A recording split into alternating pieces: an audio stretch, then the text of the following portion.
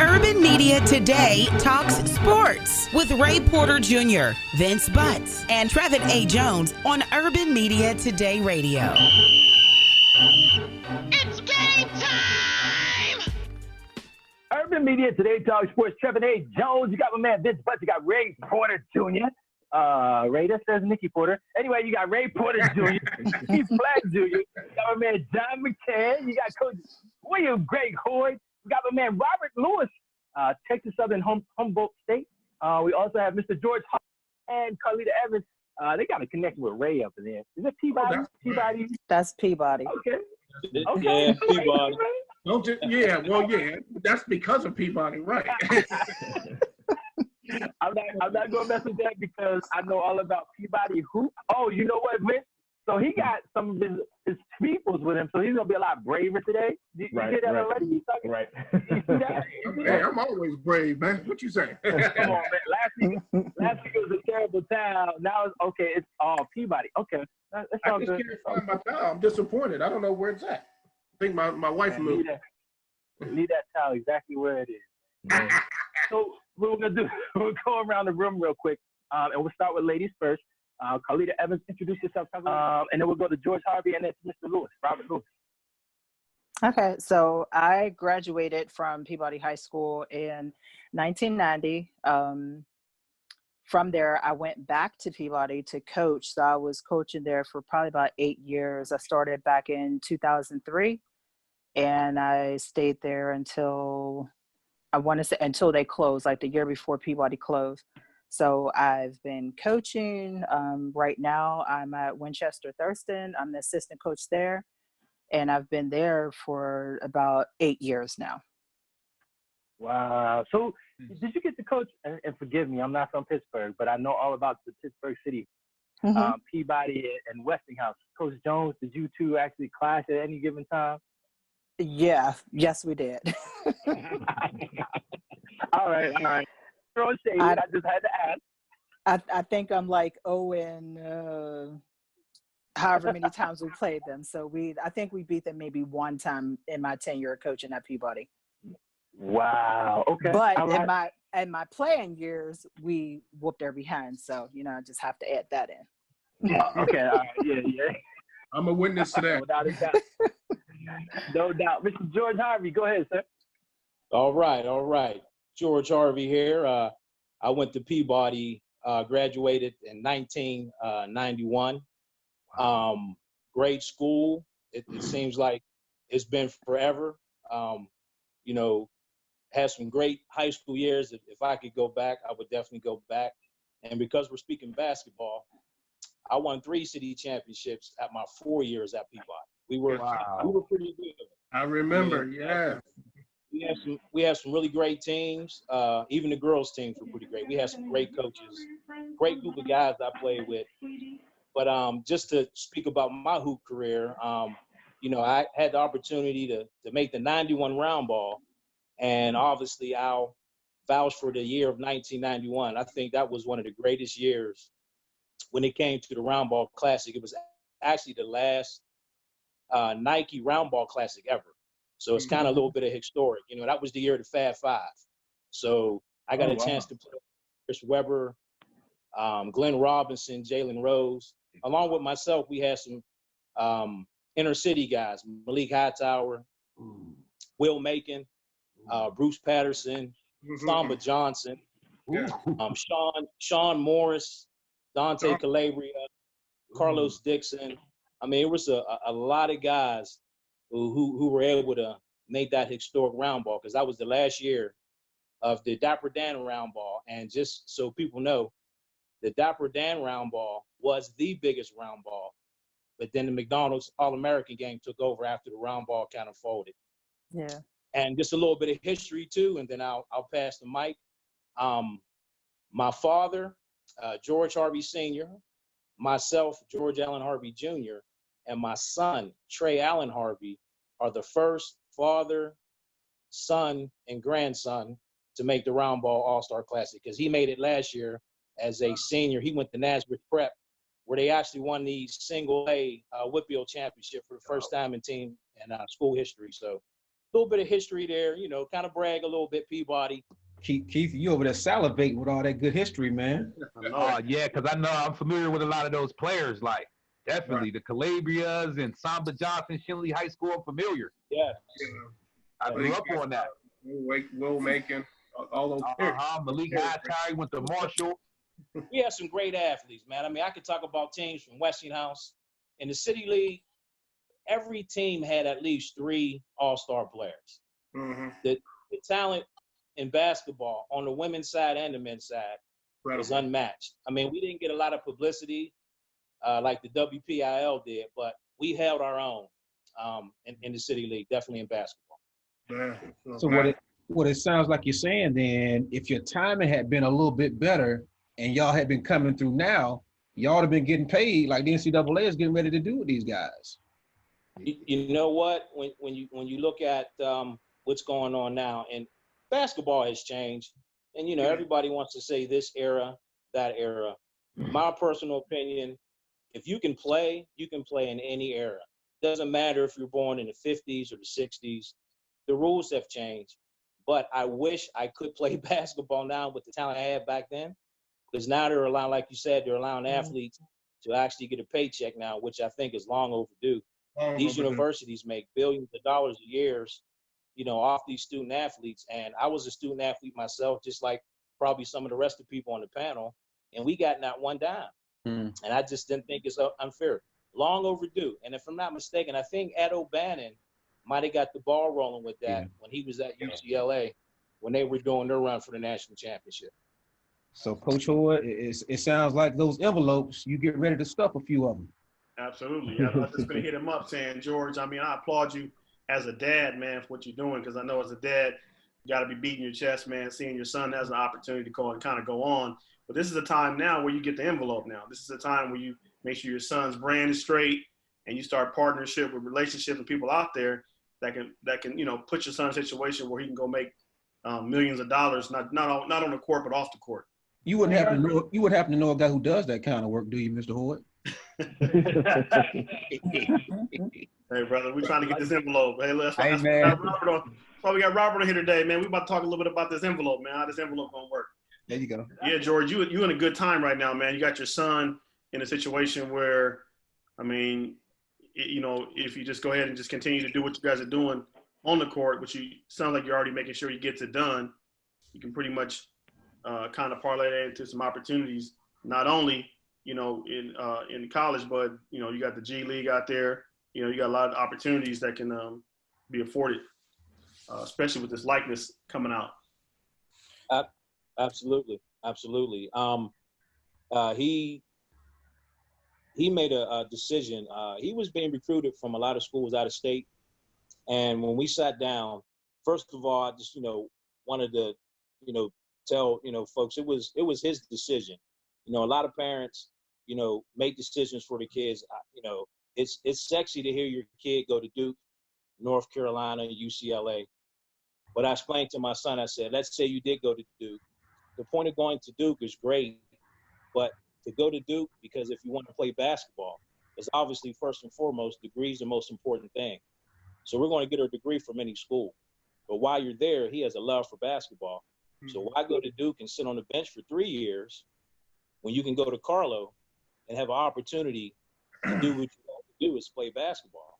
Because if you're talented enough, you know, I believe if you're talented enough, you'll get looked at, especially now. When we were in school, we didn't have what we're doing now. We didn't have social media. We didn't even have TV as much. Some of our games were on the news, but they have so many platforms now for these kids to be able to showcase their talents. And what they need is just more gentlemen like ourselves. Not just, you know, I don't do things just for my son, but I help every kid out that I come across. I try to give them life lessons, give them my life story about, you know, how the NBA was a reality for me, but things happen in my life. And I don't regret any of that. But it's a blessing that I went through that so I can teach these kids, because to hear about it is okay, but to know somebody who went through is even better. He had a great freshman year. He got nominated to be all conference as a freshman. He was second in the team in scoring, 3.0 grade point average. So our goal now is to get him to be Carlos' first academic All-American.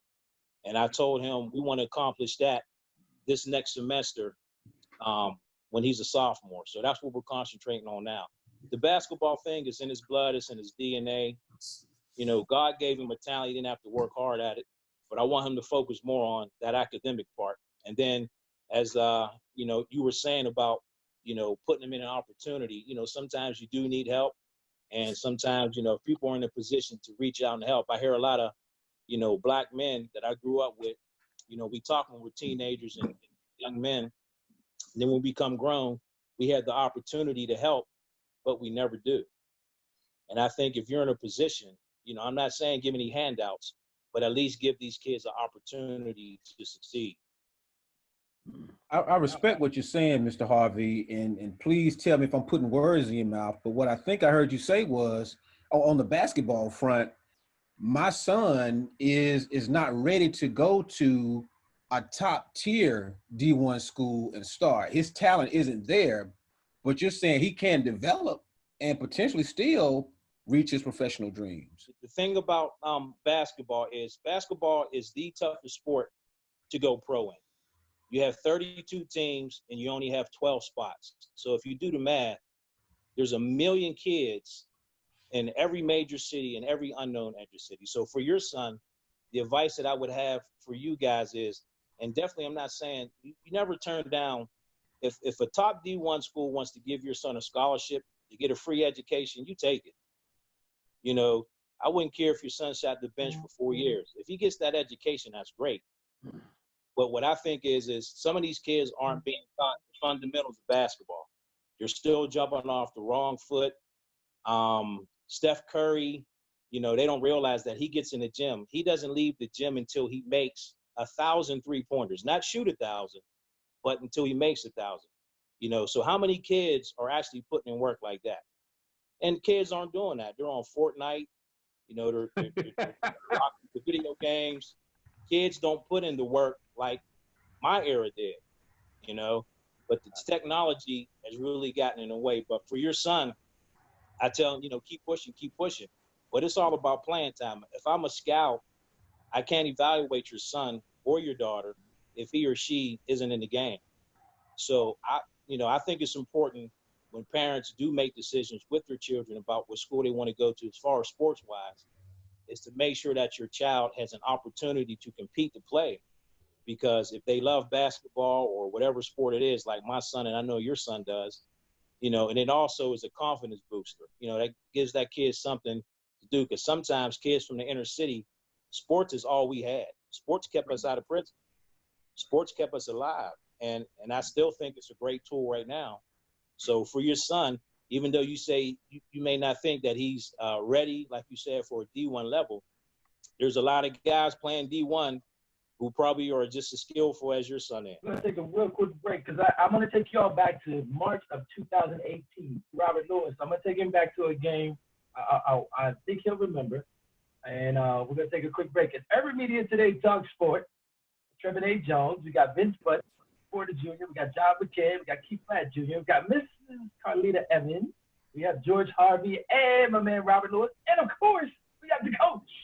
Urban Media Today is your source for entertainment, news, sports, and lifestyle. It's your online resource for health and fitness, providing tips to decrease your heart disease or increase your good spirits. When you can't find who made the top picks in HBCU sports or what part of the country is most exciting or affordable to travel with the entire family, Urban Media Today is there to provide you with all that you need and just a click away. Log on to urbanmediatoday.com now. Find us on social media. Urban Media Today, your lifestyle information and blog website. Urban Media Today Talk Sports. Trevin A. Jones, Coach William Greg Hoy. We got Ray Porter Jr. I apologize. We got John McCann. Mr. Carlita Evans. We got George Harvey, my man Keith Platt Jr. And this next gentleman that I want to talk about, I got to take him back. It's 2018. It's March Madness. It's the first round of March Madness. And there's this team from Ohio, the team with the X, blue white X, got Xavier University taking on Texas Southern. And in this game, nobody's giving Texas Southern and Coach Mike Davis a chance. Two brothers, I'm going to mention because one of them is right here. The other one was DeMontre Jefferson. Yep. But Mr. Lewis had something to say that day too, if I'm not mistaken, man. I think it was like 2 assists. He had like playing time, and I think he finished double figures, 14 points. Do you remember that game? Because you shocked the mess. I was going to curse, but you shocked the mess out of Xavier. You won, but it was a good game. Man, that was one of my favorite games all time, probably. And Mike Davis had me getting us prepared for the tournament since day one. So all preseason, we were playing against all high major schools. So when we got there, we was ready. We knew we could compete with them. And then we got off to a hot start. And, man, I just knew when I touched the court that I was going to leave it all out there because that was something I dreamed about since I was a kid playing in that March Madness tournament. So, like, man, that was an experience I could never take back. Now, the question for you in that game, I think you got, you had 34 minutes in the game. Now, normally, were you part of the starting five, or did you come off as a man? I came off the bench for the most part. Playing time up and down. But that day, I was feeling it. Mike Davis was rocking with me, so it just happened to be a great game. I mean, not a lot of people had us able to compete with them. Honestly, I feel like the game would have been closer, but I kind of feel like the refs took us out of that one. As the game got so close, I don't think they wanted a number 16 seed to upset a 1. So, I mean, they did their best to keep it at a distance, and eventually it got away from us. I just finished up my last year at Humboldt State, so now I'm just preparing for a pro opportunity. Tell us about the development, how it feels. Tell us about the mindset. Just go through all of that.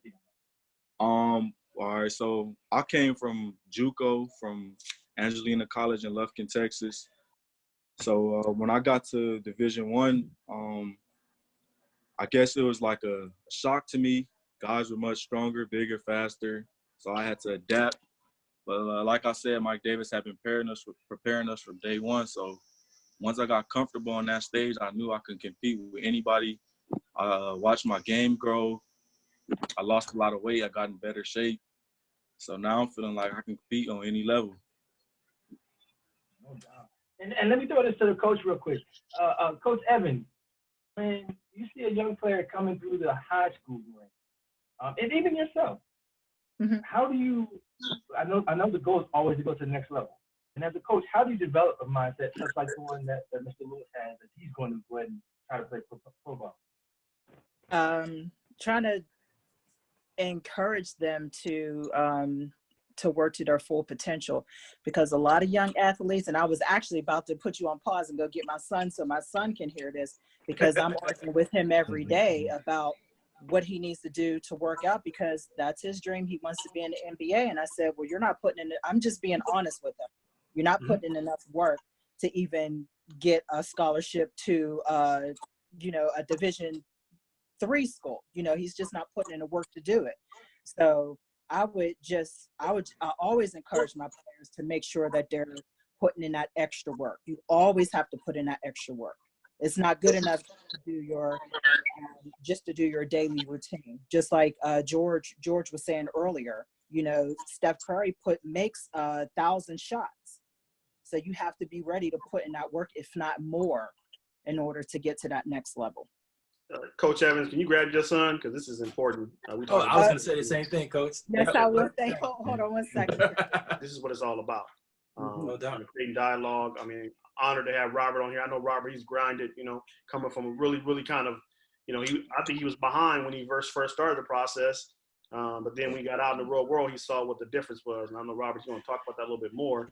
And then the mental things, all the games that go, all the games you got to play at that level. It's another thing to be just a baller and you scoring shots and you got all the girls, you got the gear, you got the distractions. I mean, Robert, you went to an HBCU, dope, right? You know what I'm saying? I mean, let's talk about that experience coming from like that, what you grew up in, to that over there. What was that like? How was that adjustment? Going to an HBCU was way different, man. When I got there, I can say I was behind, so I probably wasn't playing as much. But Mike Davis always emphasized, like, if you want to play, you got to get in the gym. So he like, if you want to play, you got to get up 1,000 shots on the gun today. So once I started doing that, he started seeing I was working more. He started to believe in me more. So I got on the court. But, like, at the highest level, man, you just got to focus, cut out all distractions, and you got to really grind if you want it. I'm intrigued at the fact that a coach like Mike Davis ended up at Texas Southern. And then you have Mr. Lewis, who's coming in for the only year he played at Texas Southern was his junior year. So what was that experience like, Robert, having that type of coach there and then making it to the tournament? It was everything I dreamed of. Like I said, that was going into college. My two goals was to win a championship and play in the NCAA tournament. I did both by winning the SWAC tournament and then playing against Xavier. And I could say Mike Davis, a no-nonsense guy. If he don't see you in the gym ever, then you won't play for him. You'll be on the bench until he can get rid of you. So it's if you work, if you don't play. Wow. And then you made the adjustment coming from, I guess you're from Compton. Yeah, so from Cali to Texas. Yeah. So not only are you away from home, but now you're trying to excel. Yeah, man, it's tough. And, you know, coming from the city to the country in Texas is way different. But like I said, if you want it bad enough, you'll make the necessary adjustments. So let's talk about the recruiting, because you guys know I own Playing for Envelopes National Recruiting. I put kids in college all over the country. So I really just, you know, like to hear the recruiting aspect. I know, Rob, we talked about some offers that came in there, some opportunities. So let's talk about the transition for the recruiting process, HBCU, versus some of the other offers you had. And how did you deal with that come out of high school? How you think you were overlooked? I mean, I had all your other brothers. They already had big time offers. Let's talk about that recruiting process and your recruiting. Coming out of high school, man, I had just won the first CIF championship for Compton in, I think, 49 years. I was Division Player of the Year, but I had no offers. So I got with Coach Hoyt, and we went up to Stars in Anaheim, got me with a trainer. We worked out hard, got me in shape. And slowly little interest started coming in from Howard, Washington State, Oregon State. But I ended up having to go JUCO anyway. And then coming out of JUCO, I had offers from Louisiana Tech, Long Beach State, I think all the HBCUs in the SWAC conference. So, I mean, going JUCO is not what I wanted, but it's what I needed because the offers end up coming eventually. So do you think it was your academics that put you behind coming out of Compton? How important was that? The academics was important, man. I didn't take it serious towards the end, second semester, because coming off the championship, I thought we was the hottest thing walking. So, you know, I didn't really take it serious. I didn't do that well on my SAT, so that ended up pushing me towards the JUCO route. No doubt. And if I can, Coach, I want to interrupt you just for a second. You and Mr. Lewis. We got young Mr. Evans sitting up there checking in on the conversation, sir. You got to introduce yourself. And I heard you trying to play hoops. So what is it that you're doing, and who's your favorite basketball player? Kyrie Irving. Oh, that's what's up. Can you play like Kyrie? I was just speaking with you, fam. It's all good. But you're more than welcome, and thanks for coming in and checking in, because I think we're going to drop some knowledge that you might want to just check out. I know Mom said she got to bring you in. She's still being the coach. Look, she's coaching you. Got you right here on the show already. That's what's up. But go ahead, Coach. You have some more to talk to Robert about. Well, I just want to talk about, you know, of course, I'm always talking about putting kids in college and the savings. What was it like for a Division I basketball player when you were on scholarship? So you went from, you know, HBCU, then you transferred to Humboldt State.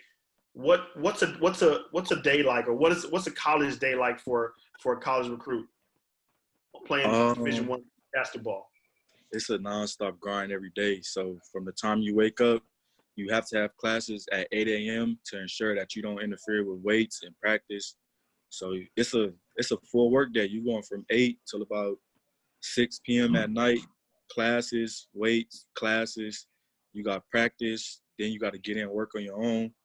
Then when you get home, you got homework. So it's a full work day. And by the time you finish with everything, you burnt out, you ready to go to sleep. and you just wake up and repeat everything the next day. Right. So what about the facilities? Coming from Texas school to the Humboldt school, there's a big difference, right? It's a very big difference. Facilities were a lot smaller, but what I can say is Humboldt did have nice facilities, and since we were the only team in that town, the games would still be packed as if we was at a D1 because they're a very small college town, so everybody will always come out to our games. So you went to the transfer portal. Let's talk to people about the transfer portal and having opportunities. Well, lucky enough, by the time I transferred, they had just changed the rules, so you no longer needed to go to the administration at the school you were leaving and ask for your release forms. You were able to just put your name in the transfer portal, and every coach in America automatically sees it. I think it pops up on their portal, so coaches will just reach out to you from there. Yeah, and I'll pitch this to the panel here. I know a lot of coaches across the country are literally shaking in their boots because some of these guys that are doing really well at the mid majors and the lower D1s, they got double figures, right? Some of these guys are killing it at that level, but everybody has aspirations to play on a higher level. And so some of the college coaches around the country hit me up like, Greg, man, just keep me abreast of what's going on. They want to know if kids are trying to transfer or if kids are available, because you may average double digits at a lower Division I school, but then you go to a Power 5 school like a Indiana or a bigger school, and then you're not even getting 5 points because the level of competition is just different. So a lot of coaches around the country are concerned about the transfer portal, especially right now with the COVID-19. They're giving you that 1 year waiver where you can play right away, so you don't have to sit out a year. I could say if you look at the way college basketball is now, coaches really aren't messing with younger guys like they used to. A lot of coaches are taking fifth-year grad transfers. They're taking a lot more JUCO prospects. They're taking guys that already been at a tough level to come in and play for them. They don't really have the patience to wait on young guys to develop nowadays. So it's a whole different ball game. Whoa, that's big stuff right there. It's halftime. We play a full game here, and Mr. Lewis just said something that's key there. I think young Mr. Evans will be able to pick up on. We're going to come back after this quick timeout. It's Urban Media Today, Talk Sports. Looking for some magic?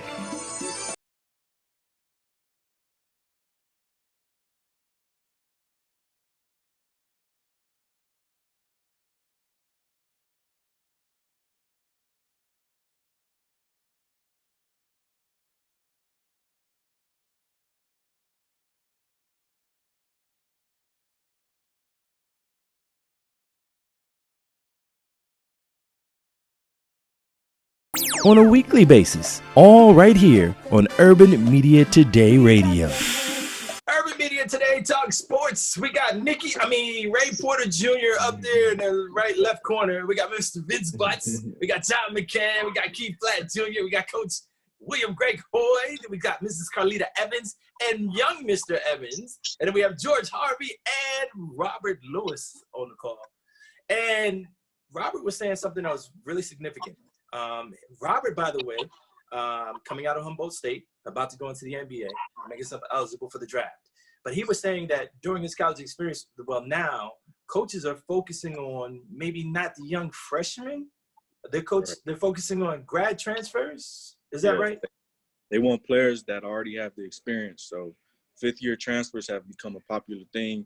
And so as soon as they see names hit the portal, all high major schools are all over them. So does that take away from AAU ball, coaches? Yeah, I was going to talk to George about that, because I was like, from the AAU perspective, I know Robert, I know you played in the AAU perspective. My AAU guys, these guys are just trying to go to they kind of go to the G League right now. They're just trying to, really, guys are just trying to get the envelope. They're trying to go overseas. You see the many guys. You'll see them all over social media, guys that have gone over to Europe and played that 1 year. You got the Ball family that, that are really pushing guys to go over and play overseas and then come back to the league. So AAU is changing even more of a, I know you guys saw the HBO series, The Scheme, right? You guys see all of the the interaction with guys that are working angles to get guys that envelope. Oh What yeah. you think about? Wow, I ain't familiar with that. Oh yeah, check out that movie on HBO. Christian Okay. Hawkins. Check it out if you get a chance. It's dope, man. It's check it out. content.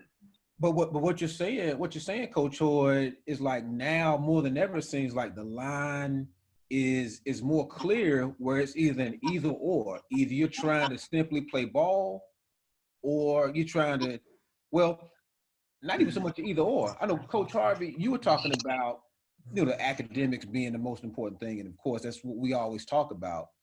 But it seems like, with Robert saying these coaches aren't about trying to get these young freshmen in, he makes it sound like it's not about, I'm looking to develop this young man as a great student. I'm looking for guys who can help me get wins, and it ain't about that academics.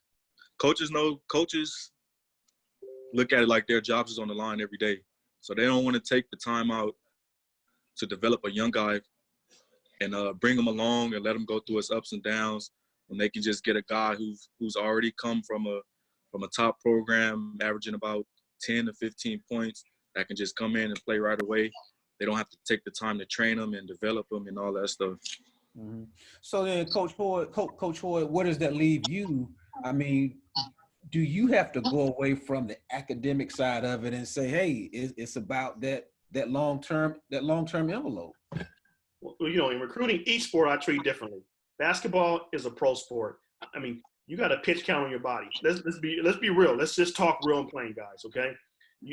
I mean, you can play basketball for so long, but if you want to play basketball at a level to get the envelope or get money, you're gonna have to get yourself in that pro circuit as fast as possible. Now, you see some of the guys that are jumping from high school to the developmental league, and I'm all for it. You see guys jumping overseas, and I'm all for it, because again, you could go to college, okay, turn an ankle, tear ACL, and then you're done. Mm-hmm. But a lot of people don't know, in these contracts, you can if you have a really good representation, you say, okay, look, I'm gonna sign this contract, but in this contract, you're gonna pay for me to pay for a state school. You're gonna pay for my tuition. So you still gonna get the degree. You still gonna get educated. But again, just like the Monopoly game, everybody starts with more money than the black people. And so the blacks need to understand, like, we got to get in this business as fast as possible to get the resources to help the rest of our community, rest of our family. And yes, it's unfamiliar. Yes, it's unkind to say, or it's unpopular to say, well, I'm just gonna go and jump and go get this money in Europe, something like that. But if you're going over to Europe and you got a guy that's learning to speak a different language, he's branding himself, he's doing runway stuff, he's doing interviews, he's doing all different things to make money and revenue outside of the court.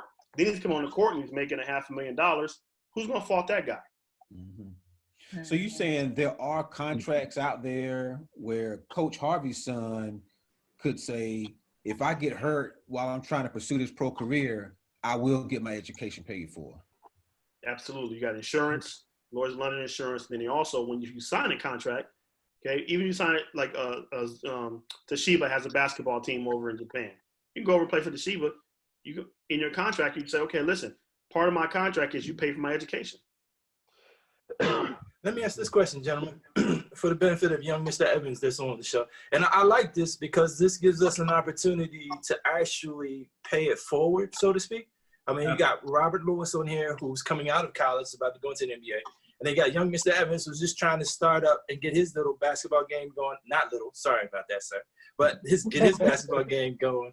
But also, I'm quite sure with Coach Evans being his mother, she's more concerned about his education and him developing the discipline along the way. And I hear you all saying that, but weigh in on that. I mean, as you're speaking to a young man, what would stick out in your mind? What would be the best advice that you would give to him? Go to school, pay attention. Listen to your coaches and your teachers. Or get up those 1,000 makes per day if you really are serious about trying to make it to the league. Yeah, practice makes perfect. Yeah, Coach Hoyd, is there you recruit a lot of kids to go to college? Is there a certain percentage of kids who are playing basketball that you do steer towards going to play professionally right away? Well, 100%. any client that comes in for me for basketball is going pro. I'm just, you can go pro. You're gonna play in Mexico, Brazil. You're going somewhere to play pro basketball. Okay, that's good. I mean, the end result, yeah, everybody want to go to the league, right? That's dope. Okay, but again, I mean, if I come back from playing overseas and I played in Greece, let's think about a recruitable athlete. If I come back and I went to college, got my degree, over to Greece, played basketball in Greece, and I come back and I'm sitting in the interview room with my brand looking big, they're pretty much going to go after the kid that has the discipline, the travel skills, all these different things we taught our athletes to do, to go in that interview and kill it, because people want to be around athletes, because athletes are what? Discipline. They put the time in. They travel. They know how to manage it. They know how to manage different things. They know how to manage stress levels. So a lot of people like to be around those people. Enterprise Rent-A-Car, they hire 99% of people they hire are all former athletes. Okay, so this is the conversation I have to have again with our athletes now, whether they're black or white. I'm saying that, but I'm just saying even within the black community, we have to make sure that everybody else is playing Monopoly and they start the game with $1,500. We starting with zero. We got to get our money up so we can get in the game. Yeah, that's good though. Every league you can go to every league ain't got to be the NBA. I'll take going overseas and all that. It's actually two dudes from my neighborhood right now that's overseas, and they're loving it over there. DeAndre Kane and DJ Kennedy. They had a little cup of tea in the NBA, but they weren't traded in the world. Like they traveling, they're playing basketball, and they're getting paid, and I think that's excellent. You ain't got to go to the NBA. It might not be for you. You might not be talented enough. But there's always other leagues where you can get paid, man. And that's what I love about that. And I think that's good that you're doing that, man. You're opening up avenues for these kids. Yeah. Right.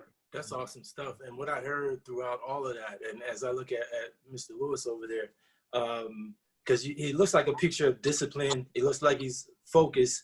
And it looks like he knows when to have a good time. But at the same time, he's gotten his bumps and his bruises, and he's ready to focus and do his thing. And so what I'm saying to you, young Mr. Evans up there, is listen to these gentlemen. It's time to put the Xbox down. Time to put the game down and go out there and hone your craft. Because the more that you hone your craft in the books and on the court, then you can be like Mr. Robert Lewis right there. That's good. Can I ask the panel this question? Sure. Thank you. Has anybody on this panel heard of Anta? No. Yes, sir. Duke Company. So Klay Thompson signed with Anta. What's that, Robert? Klay Thompson signed with them. Yes, yeah. I mean, you know that because you're in the business. So you cheat. I gave you a cheat code. So, all right. So, Klay Thompson. All right. Y'all never heard of Anta. Klay Thompson signed a mega deal. Okay. Mega deal, mega shoe deal with Anta. $80 million. I need Klay Thompson. $80 million, fellas. So, okay. What shoe do they put out? It's an Anta shoe. Anta. Really? That shoe from China, that Chinese company. Yeah. They got like Foot Locker over there. They got stores. They got gear. Wow. If you see D-Wade with Leaning, he did the same thing. Him and D'Angelo Russell. Right. Good point. So I forgot all about that. Wow. Yeah. So we talking about the business now, and especially basketball is way different from football, because basketball you don't wear no mask. They see your face, so you got to use that to your advantage. In branding, that's what they're doing now in sports. With the NCAA, they just came out with that ruling yesterday that they're going to allow companies to come in and help these athletes make this revenue at the college level. I mean, that's why Ed O'Bannon, what George was talking about earlier, Coach was talking about earlier, is that Ed O'Bannon freaked that. When I played at Ole Miss, I was mad because I couldn't get no money. Yeah, he paved the way, man. That was big. For years, he's been fighting for that. Right. Well, and that's interesting that you all bring up Ed O'Bannon, because I remember Ed and Charles playing for UCLA, two brothers. And it's just crazy how it just took one brother to stop everything and say, hold up, we should be getting compensated. Because at that point in time, I think the video games with EA Sports had just really come out. So it's not like it had been out forever. Go ahead. Yeah, he actually put a story out. He said him and his brother and a couple of his buddies from around the neighborhood were actually playing the NCAA game. And he said when he got finished playing it that night, he went to bed and he said, this game cost $59.99. And he said, you can imagine every kid, including myself and every adult probably who loves video games, had NCAA basketball or Coach K. Those were the two best basketball games out when I was growing up. Mhm. So you times that by thousands and thousands of people, and he said to himself, I should be able to get a percentage of that because the NCAA was using his brand. It was his silhouette. The only thing they weren't allowed to use they couldn't use the names. Right. They used his height and everything. And the number. Born, what year he was in. Just like him. And these guys got Ball not head. one dime from that revenue that the NCAA got from those video games. Right. And for that matter, EA Sports. Wow. It reminded me of, and I'm sure we've all seen it, the Fab Five story that was on ESPN years ago, which was an excellent story. And just hearing Chris Webber telling his side when he said, I'm sitting here walking around, can't even afford no pizza, no gas for my car, and I'm looking at a sporting goods store seeing the number 4 hanging up. And like you said, George, I'm not getting a percentage of it. So this is definitely long overdue. Yeah, Robert, I think you said the jersey was $75. And Robert, how did you feel when you saw your jersey for the first time as a D1 athlete, seeing your jersey out there? Was anybody wearing it? Did you ever come across that? Like, man, that's amazing. Nobody wearing it, but you could see it around like the student store and stuff. So it was surprising, honestly. I was just happy just to see that moment. But I mean, it's great now for kids to be able to get paid off of it. But do we have to be careful about not trying to have it both ways? Because take, the action lately of kids going straight to the G League. Should we not have pity on me if I decide to go straight to the G League and flame out and end up with nothing? The NBA doesn't know me anything. The NCAA doesn't know me anything. I made that decision. So should we all be okay with saying, young man, if you go that route, it's on you? I think you just got to know who you are as a player, know if you're ready for that next level or not. Yeah, I agree with that. Go ahead, Brad. I definitely agree. I'm sorry. I agree. And it goes back to my point earlier when I talked about education. What good is it if you can't spell basketball, if you know what I mean? So if those avenues and those streets are closed, we definitely have to have something to fall back on, whether it be a trade, in any type of degree, because like we said earlier, I believe basketball is the toughest sport to go pro in, meaning NBA. I agree. Over here in the States. So our young gentlemen and young ladies, we just got to make sure that we push that education. When I was growing up, and it's unfortunate that some of these Nike camps and Metro and 5-Star, those were free when I was going to those camps.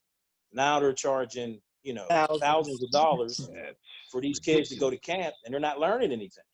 Yeah. These kids come out of the camp and they still don't know how to use a left-hand layup or shoot off the backboard. Everybody wants to shoot threes and go to the hoop. Nobody got the foul line jumper like Kevin Johnson no more. Or exactly. And, we talked about AAU for a hot minute. Some AAU programs are $1,200, and these kids don't even get in the game. Wow. So what are these kids learning? And, from that, we need to make sure. And that's why, like I said, I try to touch every kid and teach them the basic of basketball. But while I'm teaching basketball, you can ask anybody that knows me, I'm always teaching, we got to get your education. We got to make sure that we put education at the top of that list. Nothing wrong with pursuing a career in sports, but that education is going to allow you to make sure nobody does take advantage of you when it comes to signing contracts or you're doing your businesses. Education. And once we get that education part, man, I think we can move forward and help these young ladies and these young men pursue your. Y'all forgive me for I keep harping on this point. So take what Coach Harvey just said just now, and I'm gonna come back to you, Coach Hood. If Coach Harvey comes at you harping on education, do you have a conversation for him? Oh yeah, I definitely have a conversation. You have to check your bench. If your bench is preaching education, you go with your bench. You also have other people's benches that are going to be talking about, hey, let's incorporate this education, but let's make sure we get into this business. You can only play for so long at a high level. Like, again, some of these guys that go to Right. the NBA, they freaks, man. They guys that can maintain that level. I mean, that's why you see the load management theme coming up now, and I want to talk about that a little bit. But just, I mean, you got to understand is that, you know, we all had a pitch count on us. Everybody on here,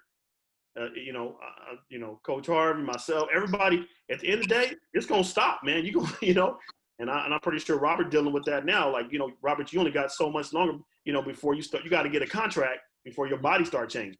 Okay, and I just, talk John just kind of addressing that, was like, you just got to check your bench. If your bench is telling you, hey, we need to get this education, and that's how you roll. Because other people's benches are gonna say, hey, we can use this to get into the business of sports. You just check your bench, and then you try to incorporate that and try to bring people to where you are. If they, if they get it, if they don't, it's okay.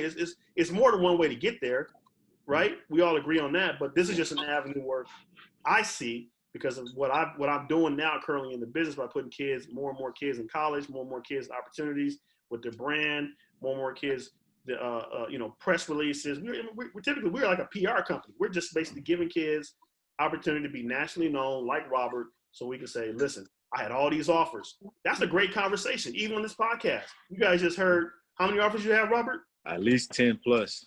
That's a great conversation piece. You know what I mean? Not only did he put the work in, but he's a recruitable athlete by all these universities to give him free money. I went to a junior college, so I'm always with the junior college transfer. I love the JUCO transfer. I love the story every time. That's good stuff. That's the end of the third quarter. We play a full game here. We got the fourth quarter coming up.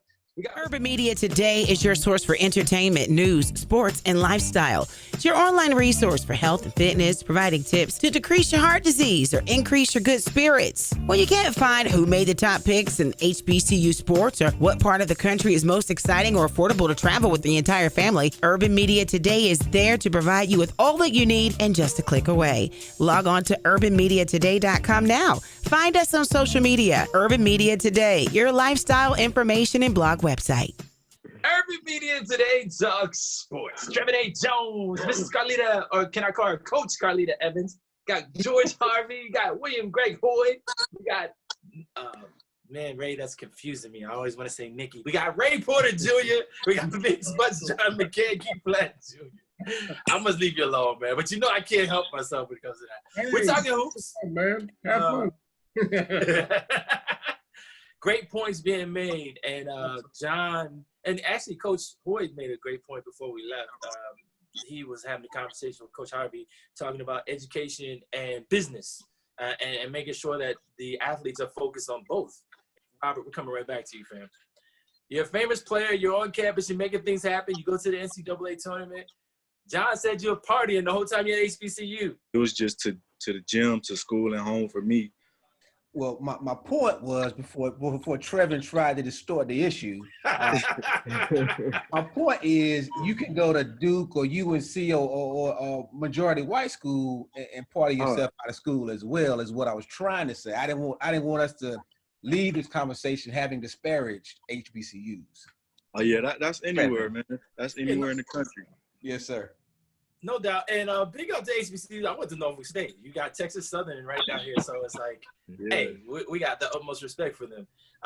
And the thing I like about an HBCU, if I can put the plug in here, though, I would suggest even, and I hope Coach Evans doesn't get mad at me, young Mr. Evans up there with all the potential he has, I'm hoping that one day he ends up at an HBCU because it's about family. And Robert can attest to this. It is a family. As you're going through the classes, professors are looking at you and you have like a connection with the professors. The professors have a connection with your coach. When you're walking around campus, it's like people know who you are. Whether you're famous or not famous, people know you. Yeah, everybody know everybody. It's a big family atmosphere up at HBCU. Wow.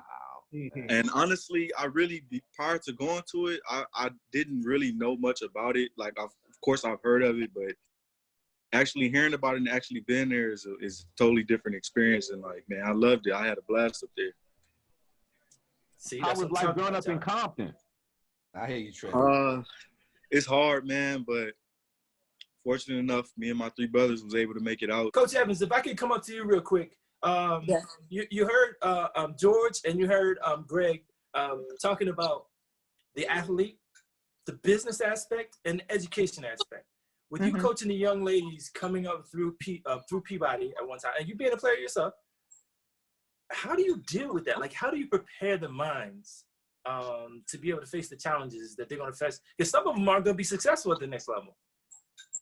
Yeah, I think in my tenure of coaching at Peabody, I had, out of the 8 years I was there, I had one student go to, that continued on with a basketball career.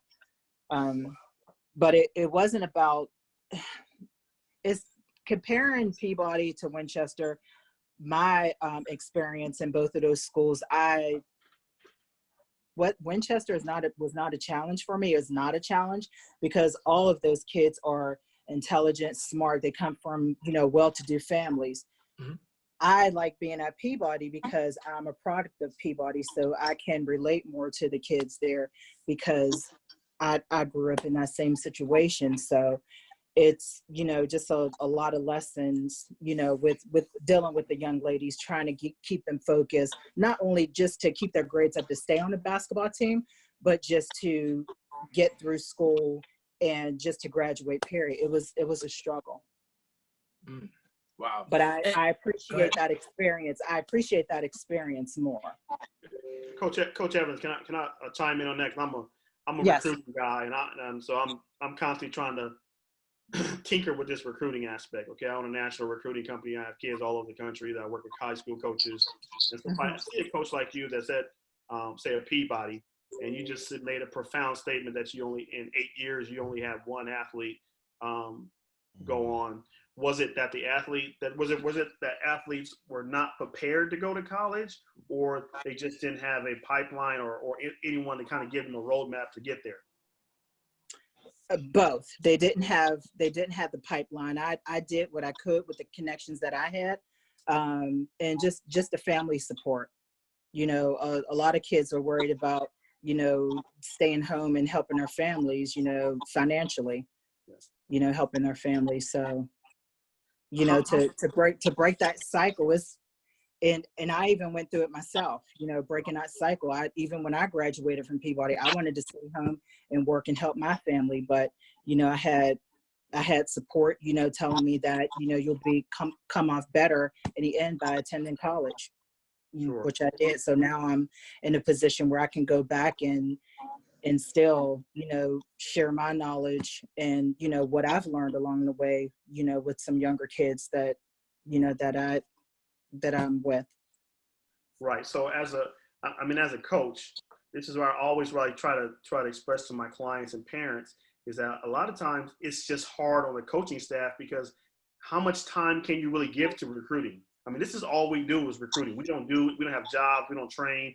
We have, workers all over helping kids get recruiting. But as a coach, you are, did you feel like you didn't have enough time? You didn't have enough relationships that there, what was it as a coach? As a coach, I did not have enough time. I wasn't a full-time teacher, so I'm just there 2 to 3 hours in the evening, with coaching and basketball games. That was it. That's all the time I had. I'll chime in real quick. When I went to Peabody, as you were talking about the struggles, that's when kind of the gang violence was starting to really be something real terrible here in Pittsburgh. I used to always want to kiss the ground when I made it into the school because I felt safe. So when you put that added pressure on, kids struggling to get to school, then when they get to school, hate to say it, but sometimes what the kids were wearing, some kids would have holes in their tennis shoes, holy shirts. So now they're being talked about. They're being teased and their names getting tossed around school. Then they have to go home. They don't know if they're going to eat. Maybe mom and dad, aren't doing too well and they have to take care of their brothers and sisters. So for a 15-year-old, that's a lot. It was tough, man. But I know the teachers at our school, they did the best they could and they really cared about us. But sometimes, the streets really got a hold of a lot of these kids. We got to do a better job, especially like, Mr. Young Evans is watching, whatever resources that we have for these kids. And sports is a way for these kids to stay out of trouble. Robert, can you deal with that, Compton? Man, like you were saying, Streets is undefeated, is still around to this day. And growing up for us, I mean, walking to school is gang violence everywhere. But luckily we had sports. For the most part, it does keep you out the streets fully, and it saved a lot, saved me and my brother's lives and a lot of my friends' lives as well.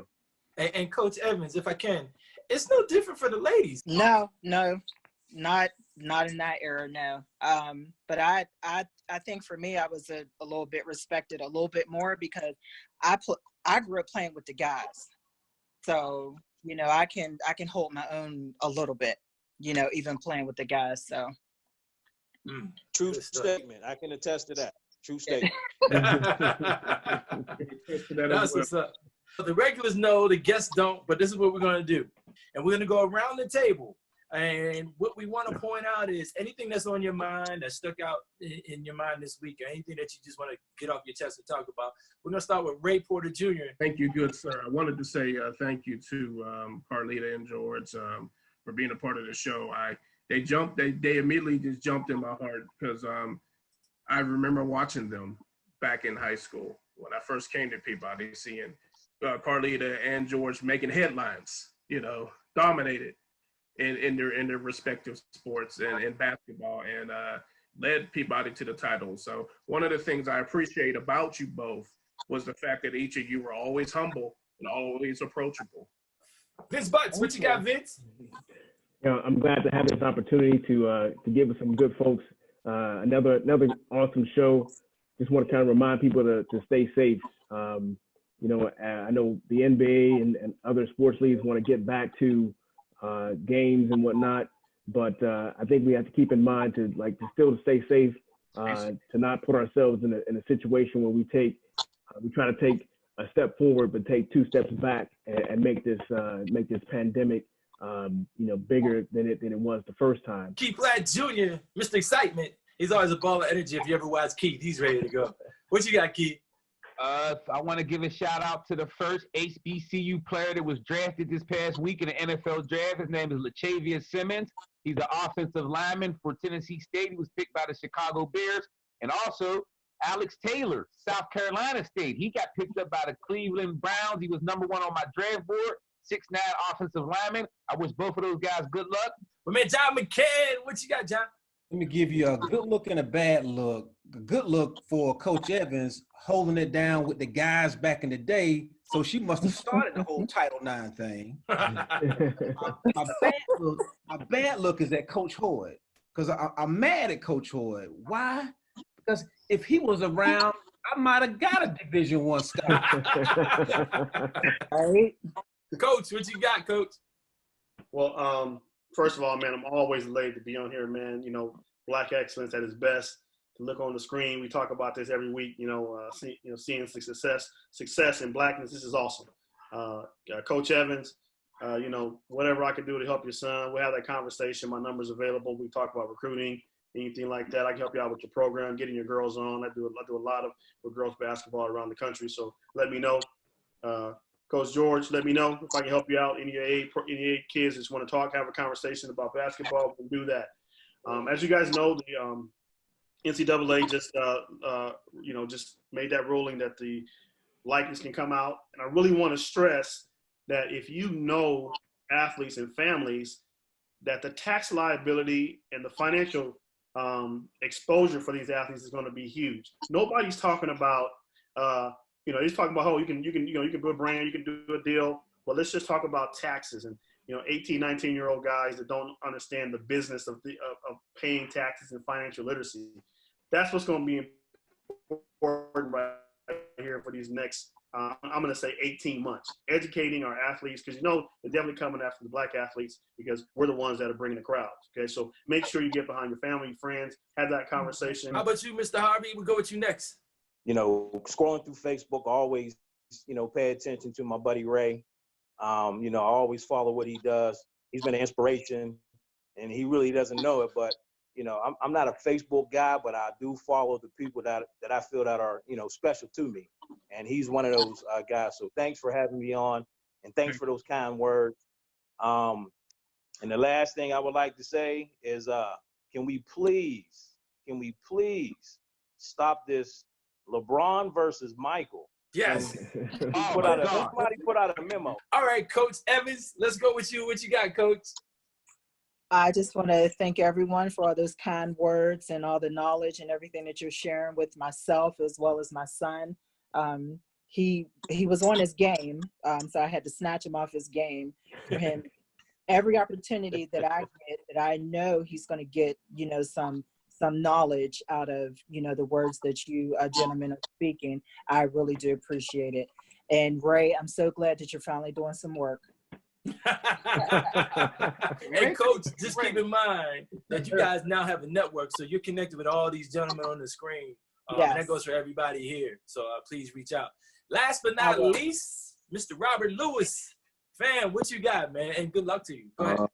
Man, first, I just want to give a big thanks to Coach Hoyd for saving 3 young men from turning back to the hood and actually pushing us to go into college. And then I just want to say thanks to all of you for having me on here. No doubt. It's Urban Media Today Talk Sports. I'm going to keep it short. That being said, as I say every week, if you're walking around mad because you got to wear a mask, if you're walking around complaining because you got to put gloves on, if you're walking around complaining because you got to stay at home, the blessing in that is you're alive. It's Urban Media Today Talk Sports. You got Trevin A. Jones. You got Ray Porter Jr., Vince Butts, Coach William Greg Hoyd, John McCann, Coach Carlita Evans, got Coach George Harvey over there. You got Keith Platt Jr. I almost forgot to keep. And he got my man Robert Lewis at the bottom. Robert, good luck to you, brother. Urban Media Today talks sports every week on Urban Media Today Radio, where you can listen in on free music and podcasts on our SoundCloud station at Urban Media Today. And for more information, log on to urbanmediatoday.com, your lifestyle, entertainment, and sports blog website. What type of games being played? How's it doing that? I get up, all right?